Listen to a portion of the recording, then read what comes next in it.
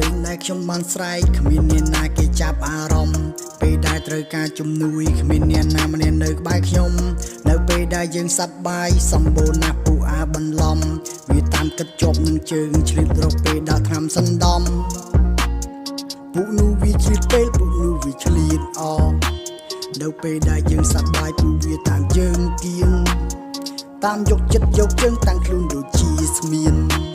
នៅពេលដែលយើងលំបាកពូវាចោលព្រៀងចាំរកបណ្ដាំអ្នកម៉ែបានផ្ដាំប្រឹងធ្វើអ្វីដែលកូនស្រឡាញ់ទៅព្រូបកូននឹងមានកម្លាំងពូអ្នកស្អប់ពូអ្នកមើងងាយវាតែងតែនិយាយប្រឆាំងប្រើគំនិតចេះឆ្នៃប្រឌិតមកប៉ានៅធ្វើជាកម្លាំងមិត្ត10នាក់មិនអាចស្មោះយើងទាំងដំតែងតែមានអ្នកស្អប់ជាជនបង្កប់ត្រូវប្រយ័ត្នប្រយែងមើលឲ្យសមអាចមានល្អតែមួយក្នុងចំណោម10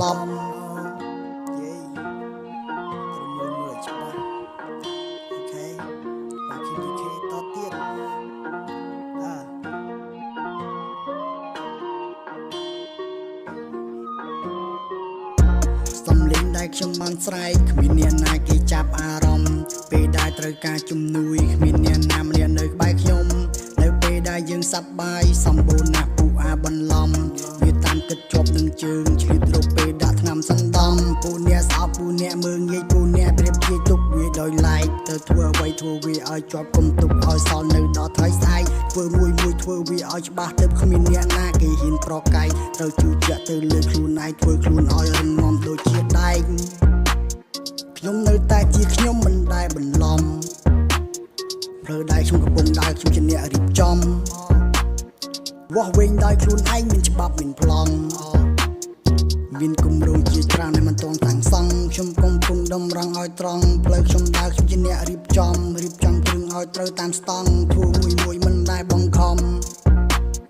ខ្ញុំធ្វើវាមួយមិនដែលបង្ខំយឺតបន្តិចតែច្បាស់តែមិនដែលបន្លំ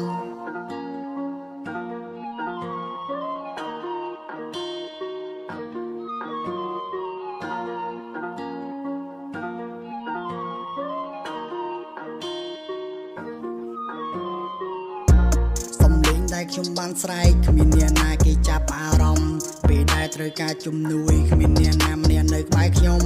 នៅពេលដែលយើងសប្បាយសម្បូរណាស់ពូអាបន្លំវាតាមគិតជាប់នឹងជើងឆ្លៀតរកពេលដាក់ថ្នាំសណ្ដំខ្ញុំនៅតែជាខ្ញុំមិនដែលបន្លំ